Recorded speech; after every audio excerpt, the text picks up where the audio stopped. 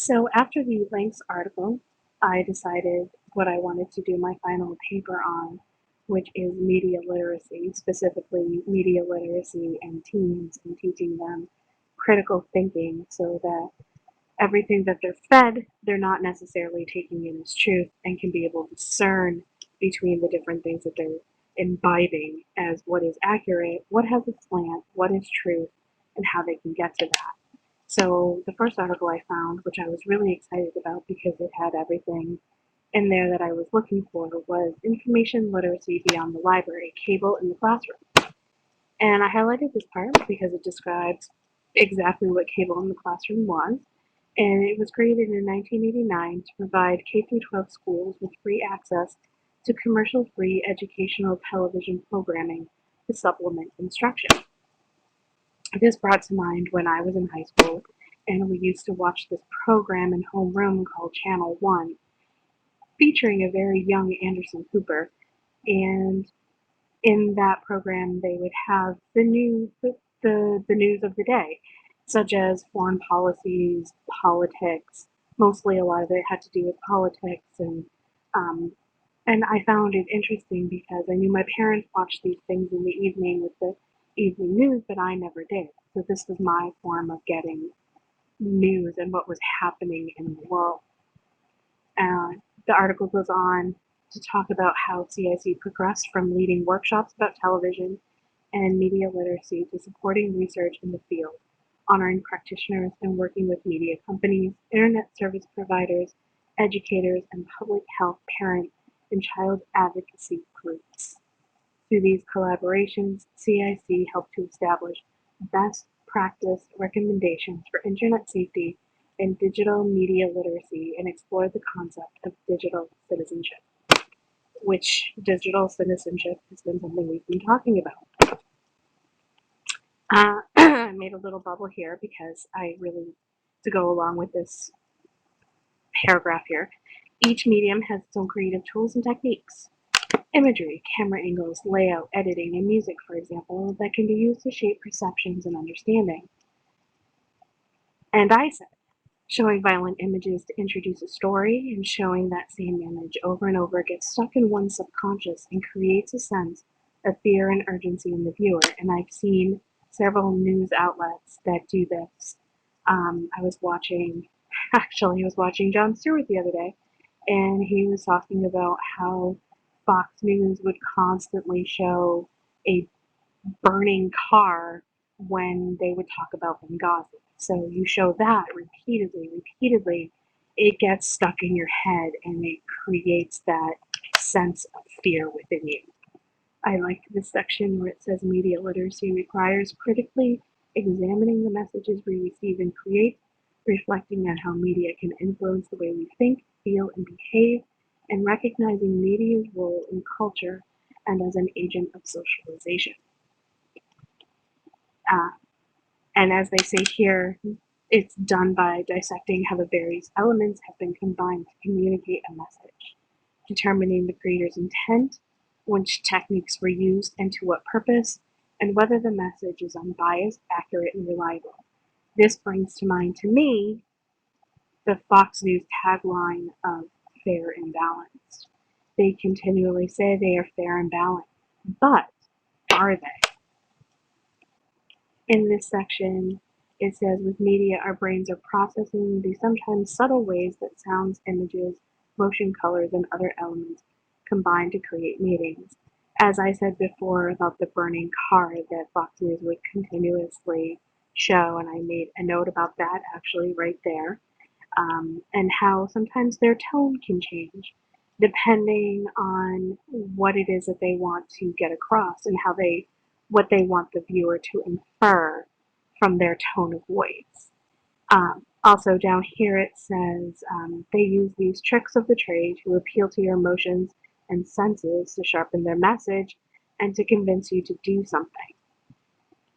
Buy a product, vote, even simply to stay engaged and tuned in. And I wrote engaged or enraged because that seems to be the MO for a lot of um, news outlets. They want you to be angry so that you'll feel the urge to do something. I'm looking at this now and I'm not sure exactly why I highlighted that whole section, but hello, Renee, you are in this article. I highlighted this section because I thought I liked this, what it says here. A media message is the result of a series of decisions an author makes about how to tell a story, what to include and what to leave out, whose viewpoint to use, what to emphasize, and what tools to use. It is not reality, rather it is a carefully constructed but artificial representation of reality. And I thought that is a perfect quote to put into a paper and everything underneath it too. And I had to, of course, make the note of the Fox News and MSNBC because those were the things that I was thinking of. I could probably take that part out though. As I said, I got a little crazy at the beginning of this article, but as I continued going on, I started to highlight less. But the article I found had a lot of interesting information, and it was very well constructed in that everything was constructed very well so that it was all compacted into this tight article where information was coming at you constantly that was usable information. So that's why I have so many highlights. In this area, it says the author of a media message uses a combination of these creative tools to pique your interest, maintain your attention, and invoke an emotional or intellectual response. And I made a note here that how scary, how it was scary how easy it was to manipulate an audience. And it reminded me actually of this faux documentary that I saw about mermaids. I stumbled upon it one afternoon. I was like, oh, it's about mermaids. This should be interesting. And they basically were setting out to prove that mermaids existed. And how they went about it was creating this documentary that was completely fake. All the people in it were actors, and they even made fake footage of mermaids. And I was fascinated by it because within 5 minutes I thought, this is not real. These are actors. And I went online to do some research on it.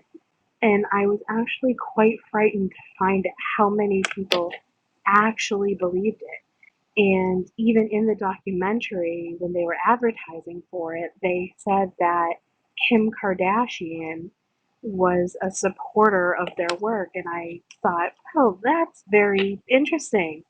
However, I never did find out if that was true or not. Here it says what creative techniques were used to attract my attention.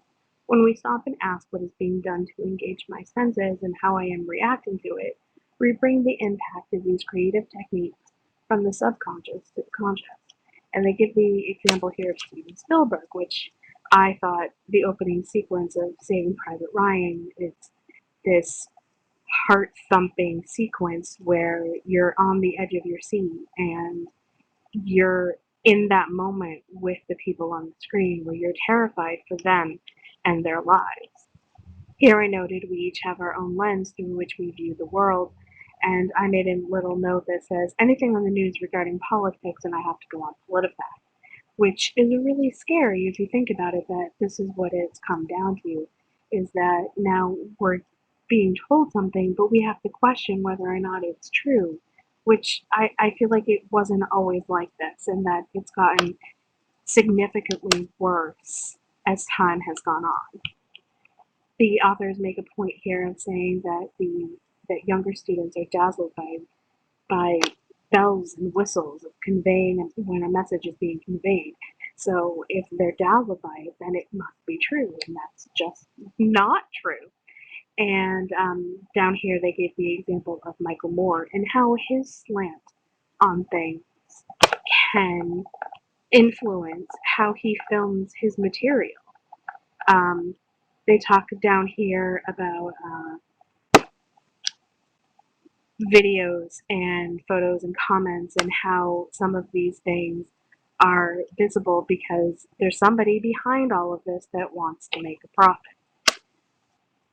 And I would like to end with this great quote from it, and it says, the ability to read and write is still at the heart of education, yet it is no longer enough. To effectively participate in personal work or civic life in the 21st century, we have to be fluent in using media and technology to communicate. And I think that's great because and that encapsulates exactly what it is that I would like to study.